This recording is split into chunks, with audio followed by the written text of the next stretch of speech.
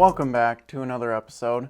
Today I am going to be going over getting your dog to sit in multiple different locations for pictures. And let me begin by saying this, and do not forget this: dogs do not generalize behavior well. What does that mean? That means that if your dog knows how to sit at home, they may not know what sit means in a brand new place. That means you need to build up the behavior.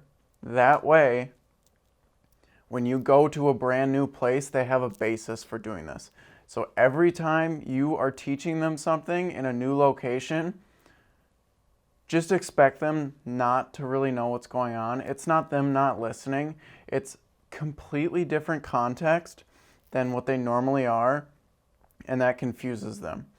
The thing with training behaviors and getting dogs to do those behaviors in multiple different locations and situations is doing it in all of those different places to create new neural connections to that word.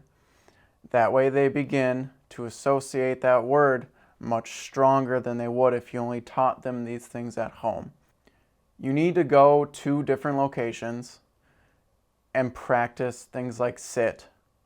And the biggest downfall to all of this is there's going to be novel stimuli that they've never come across when you're trying to teach them how to do sit. There's going to be new sights, new smells, new sounds, and that's all going to be so much more interesting than you trying to tell them what to do. That's like going on a roller coaster and you're surrounded by all these different things happening so quickly, and then someone's like, hey, can you fill out this math form for me quick? Like, no, absolutely not. Like, this is a much more pressing matter, and that's how your dog is thinking. Like, they've got all of these new things to check out, and you're asking them to sit? Like, why on earth would they do that? And that goes back to the video I did 2 videos ago, right here, where I talked about having a really high value reward for them to do the things that you want them to do. When you're in a brand new place, your reward for them needs to be excrementally higher than what it would be at home taking photos of them.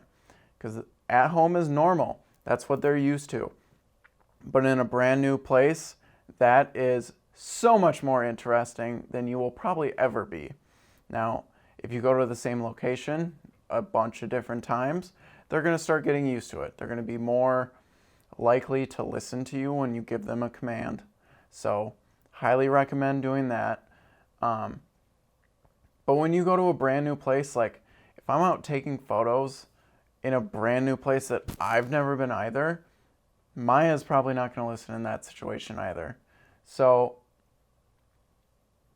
definitely do not expect a ton out of it.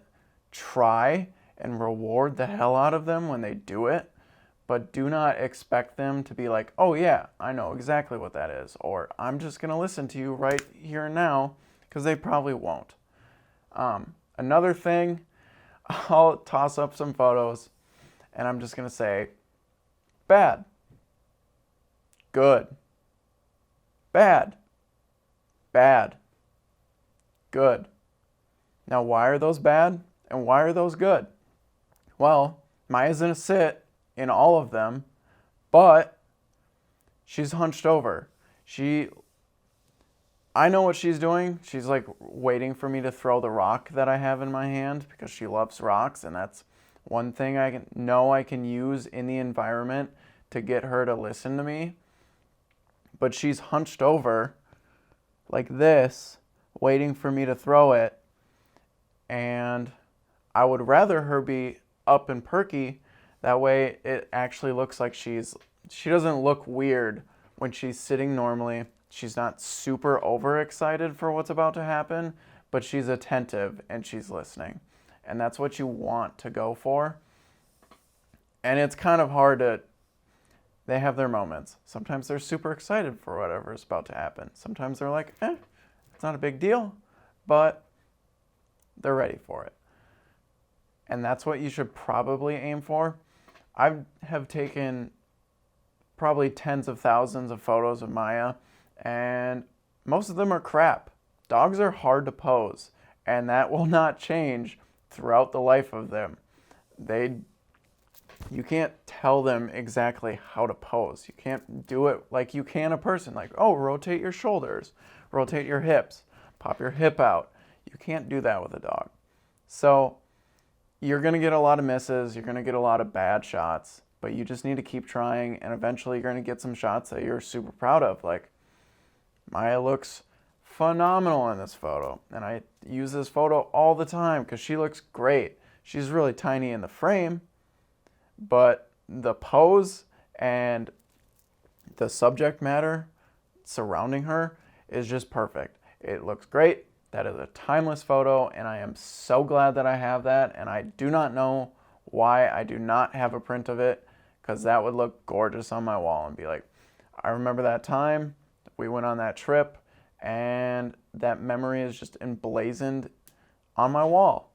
So that's really where you should kind of like think about this when you're going into it. Like, I want to teach my dog how to pose better when we're out and about, so I can get these great shots where they're looking their best, and I can really set up the way that I want to, instead of just like hoping for the best every single time. So if you come away from this video with anything, is practice, practice, practice, and have patience. The more you do it, the more your dog will get used to it and get better at it. Just like you practicing anything else. And you need to be patient with them. They are dogs. They do dog things. They want to sniff. They want to chase. They want to rip things up.